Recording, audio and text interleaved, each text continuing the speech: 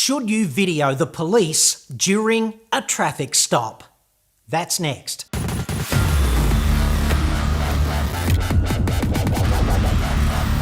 I'm John Cadogan from AutoExpert.com.au, the place where Aussie new car buyers save thousands off their next new cars. Hit me up on the website for that.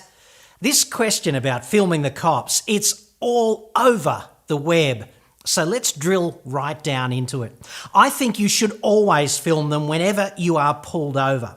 But up front, I feel obligated to tell you that I am not a lawyer. So the comments I make here are not legal advice to you. They're just observations based upon my research and conversations that I've had with various lawyers over the years. Also, this research is Shitsville specific. And by Shitsville, I mean New South Wales, arse trailers, most populous state, home of the Harbour Bridge and the Opera House. Yes. Mileage may vary in other jurisdictions, obviously.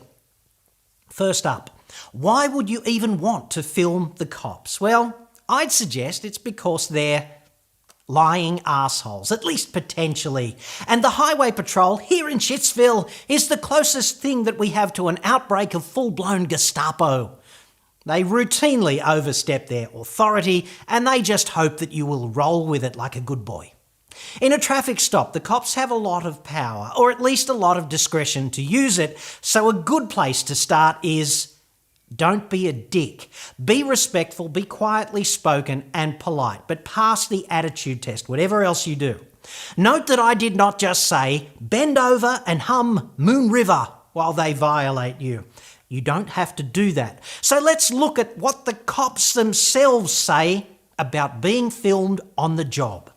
According to Shitsville's finest, from the New South Wales Police Force Media Handbook, members of the public have the right to take photographs or film police officers which are observable from a public space or from a privately owned place with the consent of the owner or occupier. So there's that. Generally speaking, if a person takes photographs or videos police officers, operations or incidents from a public space, police do not have the power to prevent the person from taking photographs or filming, confiscate photographic or filming equipment, delete images or recordings, or request or order a person to delete images or recordings. In the light of that then, have a look at this peanut. You want to turn that off?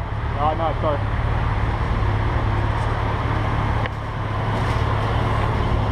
Yeah, I won't turn it off. Yeah, turn it off. I won't turn it off. Place it around the other way. I'm not going to, but thank you. Place it around the other way and do as you're told. No, I'm allowed to record. No, you're not. Yes, sir. Perhaps someone should send him back to the academy with his tail between his legs.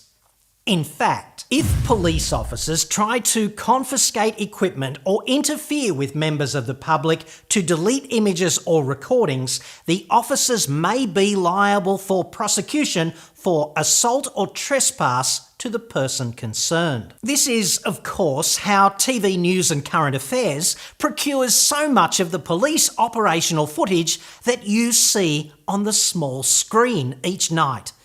So take a look at this pelican doing the uniform a gross disservice, in my personal opinion. You recording me at the moment? Yes. Because if you're doing that, you can turn it off because that's an offence. No, it's not. It is an offence. No, An offence of the listening device is that. You can turn it off now before you commit an offence. No. It's not an offence at all, mate. Well, mate, at this stage, if you don't turn that off, you are going to be arrested because I'm not giving you consent to record me. Or whatever, mate. All right, mate, turn the truck off, please. Here in the beautiful former convict paradise of Shitsville, the Surveillance Devices Act 2007 regulates the use of listening devices. Specifically, it's illegal to eavesdrop on or record private conversations.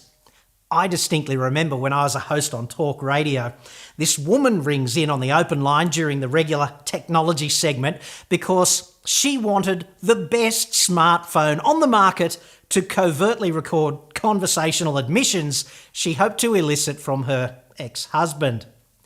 We pointed out that that was kind of a bad idea. However, During a traffic stop, it's debatable whether or not you're in a private conversation. It seems to me there's a clear expectation that a record of what you say will be used by the cops in court to prosecute you if you make any admissions that have good evidentiary value, or if they just decide to lie. Heaven forbid. The Surveillance Devices Act says it is legal to record a conversation if you're a party to it, as you are during a traffic stop, provided it is reasonably necessary for the protection of the lawful interest of that principal party, i.e. you. Or if the recording is not made for the purpose of communicating or publishing the conversation or a report of it to persons who are not parties to the conversation. On the basis of all of that then, it seems to me that a traffic stop takes place in a public space. It seems to me there's no presumption of privacy in any official conversation with the cops. They're procuring evidence for official purposes. It seems to me that as a party to this kind of stressful interaction, you might reasonably need to protect your lawful interests, or at the very least maintain an accurate record of what was actually said. Of course, all of this recording is not going to be that useful if what you do in fact is make a recording of you dumping yourself right in it. That's really not going to help. According to LY Lawyers, and you might recall I interviewed the practice's principal, Adam Lee, a few months back, here's what they say. Courts recognise that recording police activities is legal. However, with technology and laws constantly changing, some police officers have not yet been trained otherwise. They may also feel his or her authority is being challenged and react accordingly. Nothing like having your finger on the pulse, huh? Boys in blue. I guess they might also be spoiled, self-entitled, double-digit IQ brats used to throwing their considerable weight around and getting their own way. I'm paraphrasing. Many police officers and citizens in Australia believe that as soon as a police officer tells you to do or not to do something, that it is an order. However, police can only order citizens to do something or not based on the current laws in effect. Those boys in blue, they're actually very good indeed at dressing up baseless requests to look as if they are legally binding commands. You! Turn that camera off! If you are approached by the police while recording them, you should calmly explain what you are doing and state you have a legal right to do so. So here's the top 8 things I suggest you do during a traffic stop. Number 1, try really hard not to be a dick. Just because you're entitled to film, you don't have to be an outright dipshit about it.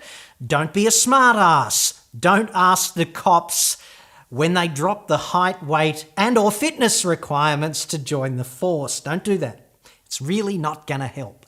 Instead, play it completely straight.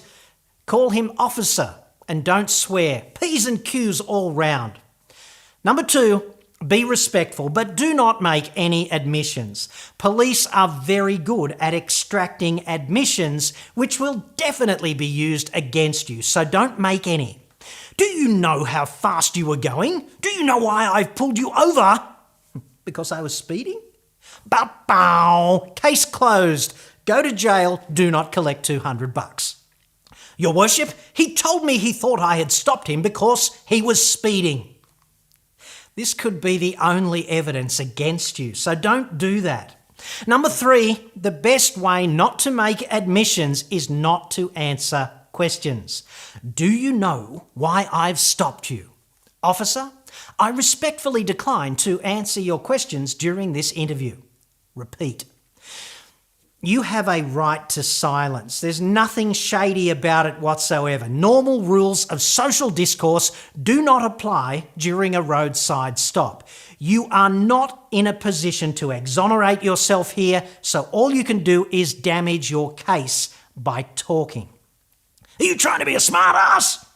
Officer, I respectfully decline to answer your questions during this interview. Point number 4. You are not required to incriminate yourself. If the cops find you standing over the body of your boss, if you've got a 12-inch French chef's knife in your hand, if his blood is all over you and if your DNA and prints are all over the knife, if 36 of your co-workers saw you stab him 35 times and the whole thing is recorded on high definition CCTV, you don't have to say, "You got me fair and square. I did it." There's an orgy of evidence, so it's probably not going to help, but you don't have to admit it. And if you don't have to admit it, in these blood-stained circumstances, you certainly don't have to admit it. For 65 in a 60 zone, you just don't. Procuring the evidence that you did it, that's his job, certainly not yours. Number 5, don't use your phone. I know, it's there, it'll do it, it's a perfect option, seemingly, except here in Shitsville, it's actually illegal to touch your phone while driving.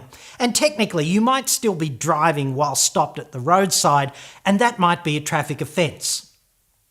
Use a point-and-shoot camera or a GoPro. There's no similar prohibition on touching one of those. Number 6, press record before you do anything else. It's such a stressful situation. So easy to forget in this situation, right? Grab the camera, power it up, hit record, and prepare to say nothing with extreme politeness. Number 7, if he tells you to stop filming, calmly say something like, "Officer, respectfully, according to your media handbook, I am entitled to film you in the course of your duty and I decline to turn the camera off." If he tells you that this is a breach of the Surveillance Devices Act, calmly say that you are in a public place and you are recording to protect your lawful interests as allowed under the Act. This is substantially different to saying, "I don't trust you, mate. You're all lying pricks. Go to buggery." At least the words are different, right? You're kind of playing thinks and says here. Thinks, piss off, idiot, this is my right. Says, respectfully, I'm going to decline your request to stop filming, officer. This game also helps a lot with marriage and in the workplace. Just saying. Number 8, comply with all lawful directives. License, breath test, all of that, definitely comply. Enthusiastically. Number 9, keep the camera in plain sight. Do not do any covert recording. And don't hinder the officer in the conduct of his duty. Number 10, if he grabs the camera, arrests you, whatever, don't resist. Remain absolutely polite and respectful. However, clearly and unequivocally do not consent to any request to search the vehicle or your person. Let the lawyers sort that one out. Do you mind if I take a quick look in the boot? It's just procedure. That's a trunk in Retardistan. Absolutely not, officer. The bottom line is, record the traffic stop at all costs. Be tremendously polite, in inverse proportion to how you'd like to act and what you'd really like to say. This is a game and you might as well be good at it. The more polite, reasonable and respectful you are and the more of an asshole he becomes, the better the footage is going to look for you in court if it comes to that. Remember that the cops cannot compel you to stop filming. They're in a box just like you and me. Only sometimes they like to think they make the rules up on the fly.